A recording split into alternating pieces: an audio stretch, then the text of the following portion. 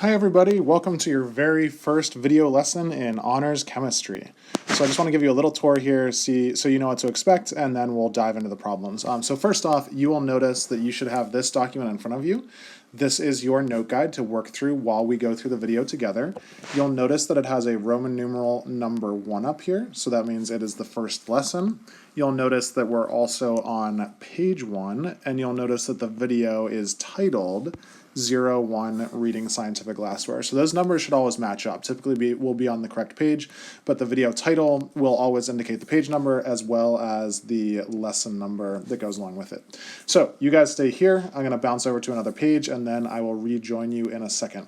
Let's chat about what liquids do when we put them into a graduated cylinder. So here's a very crudely drawn graduated cylinder. It graduated last year. It got its diploma and everything. You know, it's ready to go.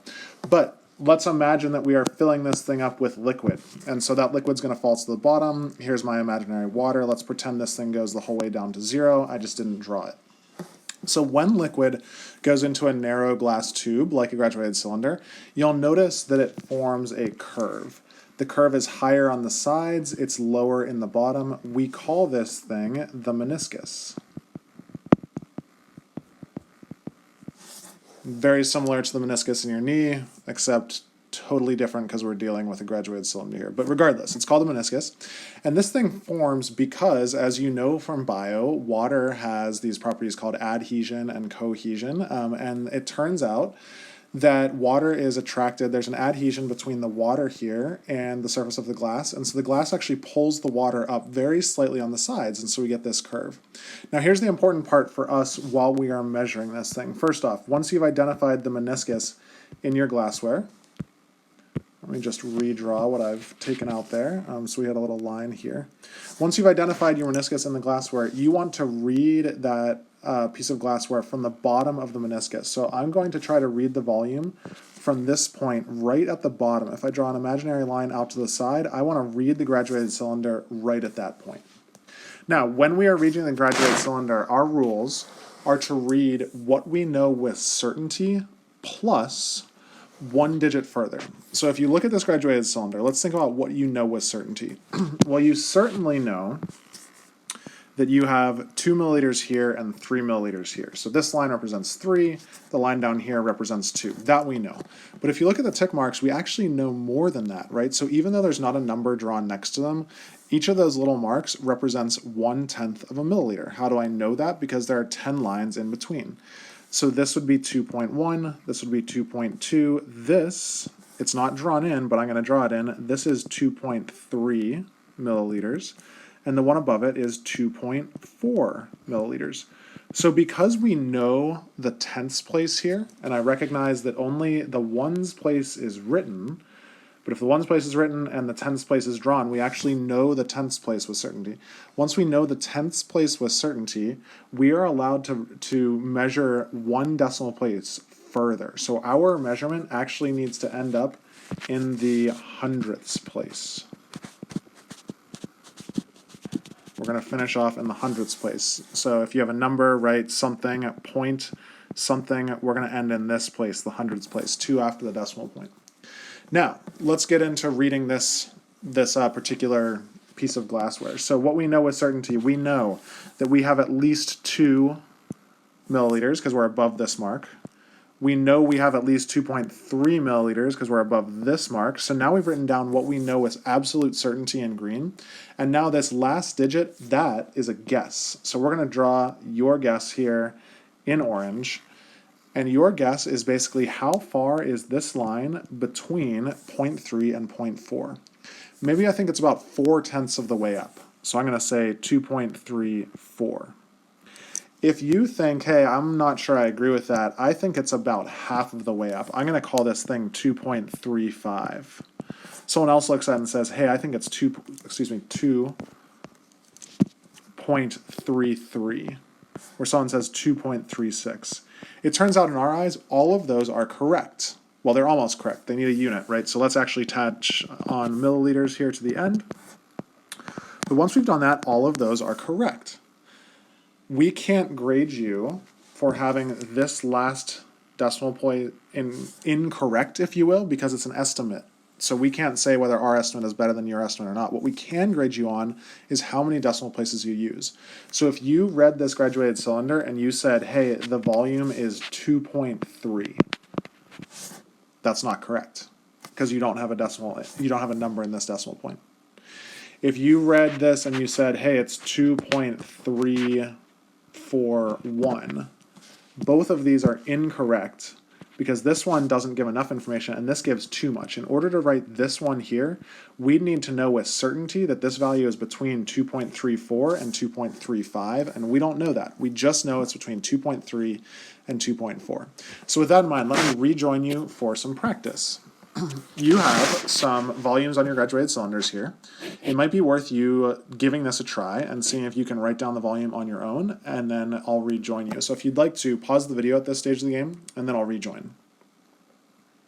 Okay, hopefully you've paused, and let's try these together. So if we look at this one here on the left, here's what we know with certainty. We know the bottom line is worth 7. We know the top line is worth 8.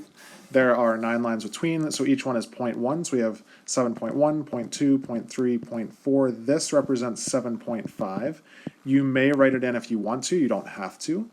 This one represents then 7.6. So we know that our volume is somewhere between 7.5 and 7.6. So I'm going to write down that at minimum we have 7.5. But because we know the tens place, we have to go 1 decimal point further. We have to go the hundredths place. So now it's up to you to guess. Some people might say, hey, I think that's right on the 7.5 line. And that's okay if you think that, but because we have to report to the hundredths place, we must write 7.50. If you have 7.51, that's fine. If you have 7.52, that's fine. If you have 7.49, technically that's fine, right? I would argue that this line is definitely at least reached the 7.5 mark, but as long as you have written to the hundredths place with a reasonable answer, you're good to go. All right, let's try this one over here. So we have at least 30 milliliters. We know we're not up to 40 milliliters. If those are 10 apart and there are 9 lines between, each line is worth 1 milliliter. So this is 31, 32, 33, 34. This one is 35. This one is 36.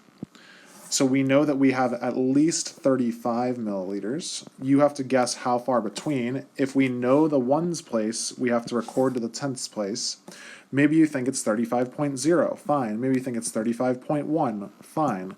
Again, you get to estimate in the tens place.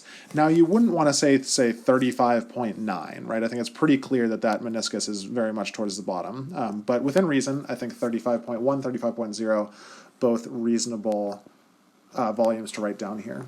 And finally, let's go over here to the hundreds. So if this is 200, and this is 300, and we have, 10 spaces between, each one represents 10. So this is 210, 220, 230, 240, 250, 260, 270, which means this one is 280. So we know the tens place with certainty. We have to guess or estimate to the ones place. So we know it's at least 270, and we're going to fill in that last value. I'm going to say 273. If you said 274, fine. 272, fine, right? You get to estimate that ones place, but somewhere between 270 and 280, and likely closer to 270 than 280. Let's try one more. This one, we know already to the tenths place. We're between 0.7 and 0.8. We have our 9 lines, so that means this one is 0.71, 0.72, 0.73. This is 0.74. The one above is 0.75. We know to the hundredths place, so we know pretty precise here. We know 0.74, and now we get to add in our estimate. So I'm going to say that it's about 4/10 of the way up. I'm going to say 0.744 milliliters. If you said 0.743, that's fine. 0.742, that's fine. The important part is you have to be to the thousandths place, somewhere between 0.74 and 0.75. So that's volume, but we could just as well do this with distance or length, right? So here are some rulers. The pink line is what we're trying to measure. We again know some things, so we have knowledge that this pink line is somewhere, it has a length starting at 0, right? And it has a length that ends somewhere between this line and this line, which is 1 centimeter.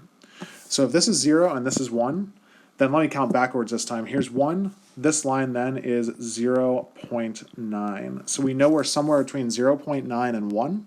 We are going to write down our guess as to how far. So I'm going to say 0.91 centimeters. If you say 0.90, that's fine. 0.92, that's fine. The important part is because this line represents 0.9, and that means we're to the tenths place, you have to write down 1 decimal point further. So that's why we go to the hundredths place. Let's try one more ruler. Let's pretend that this pink line goes the whole way to 0, right? So I'm not asking you to like subtract and try and figure out how long that is. So that goes all the way down to 0. We know our value is somewhere between 10 and 20. Let's figure out our lines. If this is 10, then this is 11, 12, 13, 14, 15. This is 16. That means this is 17. And this is 18. Our line is at least 17 centimeters. We know to the ones place, we got to guess to the tens place or estimate. I'm going to say 17.1 centimeters, but again, if you said 17.0 or 17.2, all of those work just fine. You have to be to the tens place. So now let's try the opposite. Let's try us drawing in these volumes into these graduated cylinders. Remember your meniscus? Let's see if we can draw these in the right place.